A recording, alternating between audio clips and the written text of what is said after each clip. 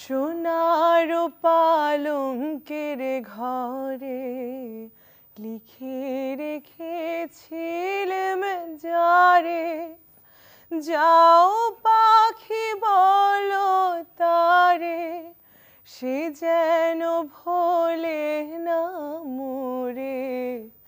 সুখে থেকো ভালো থেকো, মনে রেখো এ আমারে।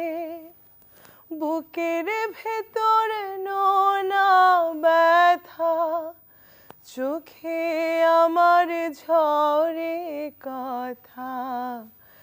এপার ওপার তোলে পার একা, বুকের ভেতর নোনা ব্যথা, চোখে আমার ঝরে কথা। এপার ওপার তোলে পার একা। আমি ছোটবেলায় গান করতাম বেশি, কথা বলতাম কম। আচ্ছা, হ্যাঁ, তো দেখা গেছে যে বাসায় আব্বু আম্মু বুঝতো যে হ্যাঁ ওকে ফাইন, গান করো ঠিক আছে, কিন্তু তোমাকে কিন্তু পড়াশোনা আগে করতে হবে। এন্ড আব্বুর ইচ্ছা অলওয়েজই ছিল, এখনো এটাই, যে তার মেয়েকে সে জাস্টিস হিসেবে দেখবে আর ব্যারিস্টার হিসেবে দেখবে। বাট তার মেয়ে তো শুধু গানই করে, এই জন্য তার অনেক মন খারাপ। আই নো উনি এখন দেখছেন ভাবছে ওকে ফাইন।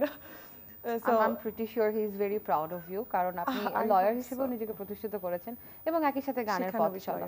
গানের পথ চলাটাই শুনতে চাই আজকে। তখন 2016 আই গেস, আমি এলএলবি পড়ি তখন। অ্যান্ড গুটি ছুটি কিছু কাজ ছোট ছোট, দেন স্যারকে কাজ করা হয় বাংলাদেশ হিসেবে ফার্স্ট টাইম। এটা তো একটা বিশাল প্ল্যাটফর্ম ছিল, এখানে কাজ করার অভিজ্ঞতা কিরকম? এটা তো একটা ইন্টারন্যাশনাল ওয়ার্ক, একসাথে 8টা দেশ, আগে 7টা ছিল। দেন ওখানে পারফর্ম করা, এটা বাঙালি হিসেবে আমার জন্য অনেক বড় একটা পাওয়া ছিল। আচ্ছা, এন্ড দেন ভালো কিছু ব্যান্ড, হ্যাঁ বাংলাদেশের যেগুলো আমরা যাদের গান শুনে বড় হয়েছে তাদের সাথে কাজ করা। এন্ড ওয়ারফেজের সাথে শুরু আপনার পথ চলা। তাদের সাথে আমি পারফর্ম করতাম, আমার খুব পছন্দের একটা ব্যান্ড। এন্ড তারপরে কিছু ইন্টারন্যাশনাল ওয়ার্ক, লাইক মিস ইউনিভার্সের থিম সংটা আমার ইন্টারন্যাশনাল প্লে করা হয়। আর দেন ভাইকিং এর যদি, so That's a history now. Yeah, exactly. And আসলে বয়সের ক্ষেত্রে আমি বলবো কি, বয়সটা ডাজন্ট ম্যাটার। মানে তুমি থাকে না অনেকে জিজ্ঞেস করে যে কতদিন ধরে কাজ করছো, এই প্রশ্নটা খুব মানে উইয়ার্ড একটা প্রশ্ন, যে কতদিন ধরে কাজ করছো। আমি 10 বছর ধরে কাজ করছি, কিন্তু আসলে আমি কাজের কাজ কিছুই করছি না, যা পাচ্ছি তাই করছি। আমার নিজের কাজের উপর আমার কোনো রেসপেক্ট নাই। আমার কথা শুধু আমি কাজ করবো, মানুষকে দেখাবো যে আমি এত হিউজ কাজ করি, বাট এগুলো কিন্তু কাজ না। আসলে প্রয়োজন আমি কোয়ান্টিটিতে না কোয়ালিটিতে বিশ্বাস করি।